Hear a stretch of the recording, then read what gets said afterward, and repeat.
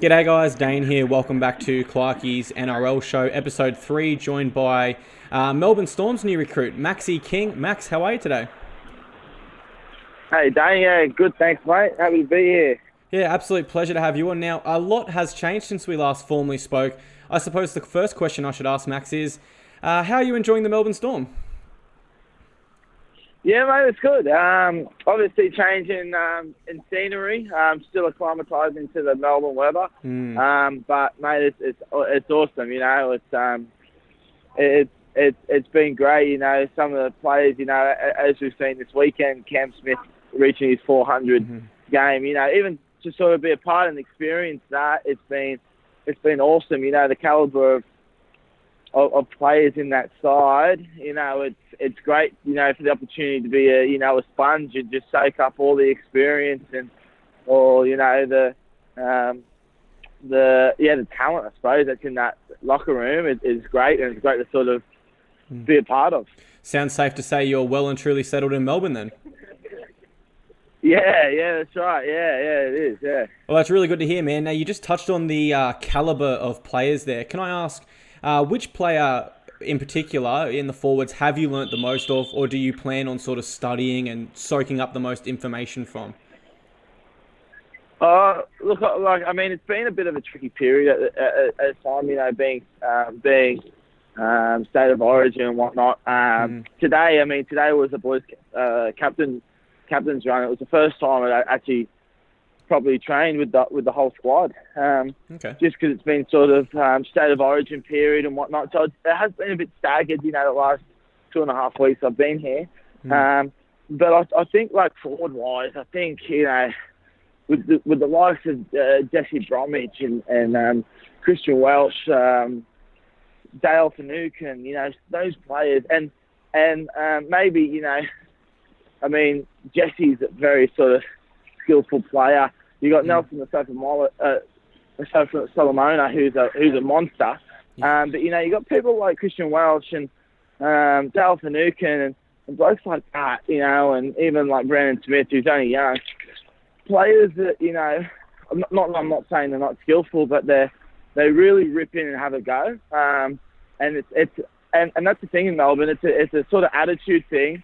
Attitude doesn't have any relationship with talent or anything. So, I mean, blokes like that, you know, where you can get sort of, you know, in a forward pack that has an attitude like that. As I said, you know, talent doesn't have anything to do with attitude. So, I think that's the biggest thing for me is sort of learn the system here and sort of learn what sort of goes through their head during a game and during drills and whatnot, and trying to sort of replicate that and being the best player I can be. Absolutely, and looking from the outside in, I would say that is probably the best career choice move you could have made, moving from the Titans to the Melbourne Storm. And I wanted to ask sort of, what was the process? What was the decision-making, Max, that went into ultimately joining the Storm?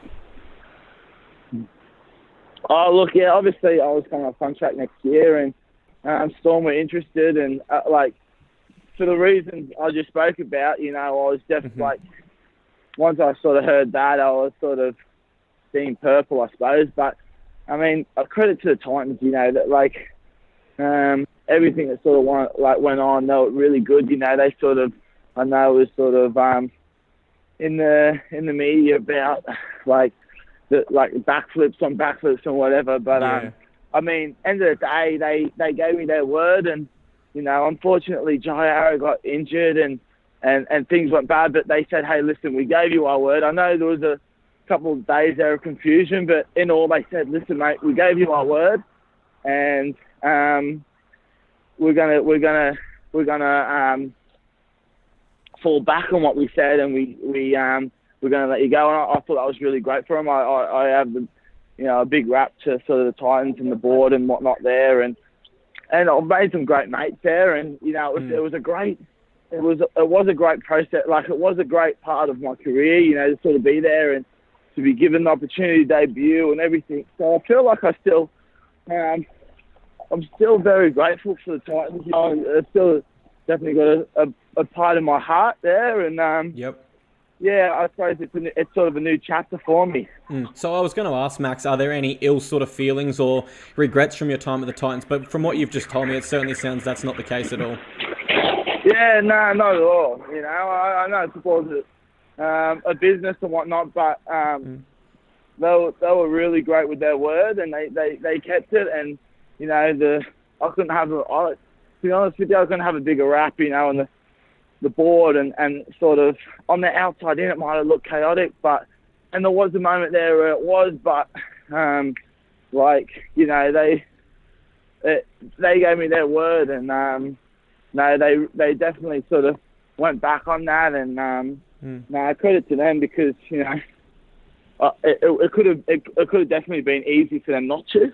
Yep. You know what I mean, with the sort of circumstances that happened, you know, a day or two later, the game and sort of injuries and whatnot, and you know, they may have been like staffed and whatnot. So yeah, mate, I sort of, I was really, in all, I was really happy with how it sort of, with the final result. I was really happy how it all went, and yeah, as I said, they've still got the place in my heart. Absolutely. Now, how's this one, Max? So I was listening to your teammate Shandor Earl's podcast last night, Fueled by Fire. He had Jesse Bromwich on the podcast. And one thing the two blokes they spoke about there was a real quote that really sat with me from them. Said, "You haven't been taught rugby league until you've been taught in the Melbourne Storm." And I know that you've said that it's been a little bit disrupted, not having the origin players, etc. But just in terms of culture, etc., what are some key differences you've noticed so far between the Titans and the Storm that you can reflect on here? Oh, I mean, like, I'm not sort of like pinning anything back on the Titans or anything, but just like credit to the Storm in terms of how they do it. It's just, it's just a level up, you know, like intensity wise, everything is like, there's no, you know, training session wise, everything is intense, you know, it's still got the sort of locker room banter and the, you know, the sort of jokes behind the scenes and that, but when you sort of cross that white line, even for training, everything is just, you know, like go, you know, everything's switched on. They particularly a lot of video sessions. I found that, you know, even like the sort of the detail in video sessions, you know, in terms of right hand carry, left foot step, things like that, where I'm not sort of like used to that, where it's like, you know, everything is down to the T. Yeah. And the thing is, like, I love how there's like no complacency anywhere in the squad. You know, like the boys might win 30-0, but if someone misses a bad tackle, you can guarantee in video session that's getting highlighted, and the bloke is getting, is definitely sort of staying accountable to it. You know, when it's easy to miss those things, when you can sort of get caught up with the results. Yeah, absolutely. Absolutely. It's just a constant, it just seems like a constant hunger for success.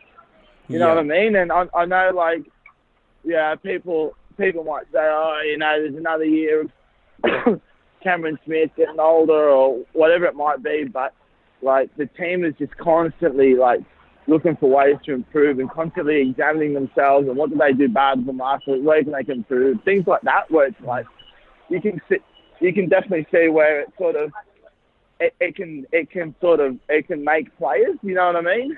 Yeah, and being to the grand final the last 3 years in a row, Max, I think it's pretty evident that the Storm keep chasing success. They don't do something right and sit there and count what they did right. From what you're telling me, it sounds like they focus on what they did wrong and how they can continue to improve.